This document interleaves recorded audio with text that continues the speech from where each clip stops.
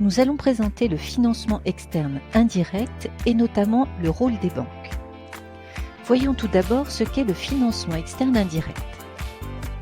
Le financement externe indirect est un mode de financement caractérisé par la mise en relation, par un intermédiaire, des agents à besoin et des agents à capacité de financement. Les institutions financières sont les intermédiaires entre les prêteurs et les emprunteurs.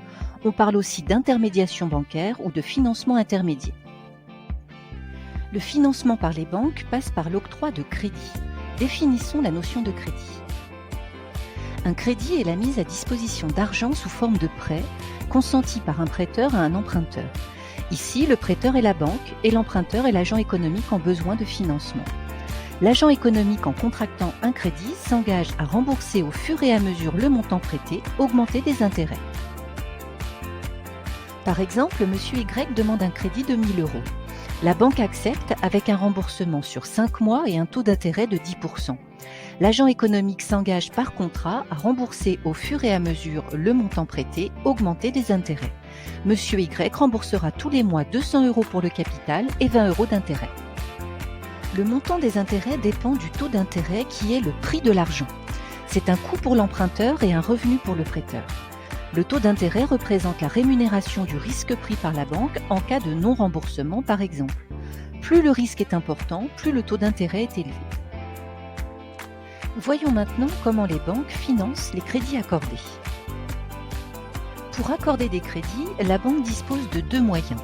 Le financement non monétaire ou la transformation de l'épargne et le financement monétaire ou la création monétaire.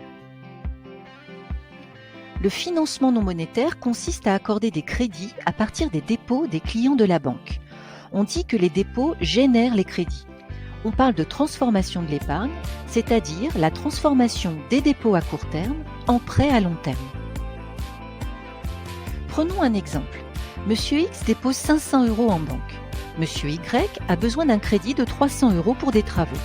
La banque accordera un prêt de 300 € à Monsieur Y à partir des fonds déposés par Monsieur X. La banque a donc transformé l'épargne de Monsieur X en prêt pour Monsieur Y. Le financement monétaire consiste à accorder des crédits par création monétaire. On dit alors que les crédits génèrent les dépôts. La création monétaire permet de créditer le compte de l'emprunteur. Prenons un exemple. Monsieur Y a besoin de 300 € pour faire des travaux. La banque va inscrire 300 € au crédit du compte de Monsieur Y. Il s'agit d'une écriture comptable, on parle aussi de monnaie scripturale.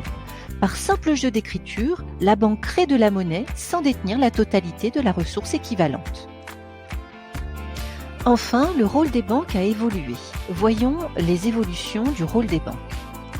Suite au développement des marchés financiers, on a assisté à une baisse du taux d'intermédiation bancaire et au-delà de leurs activités traditionnelles, les banques développent une activité d'intermédiaire sur les marchés financiers.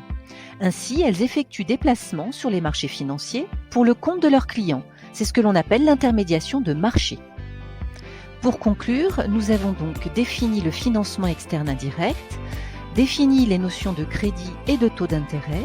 Nous avons vu les modalités de financement des banques, financement non monétaire et financement monétaire, puis nous avons terminé sur l'évolution du rôle des banques.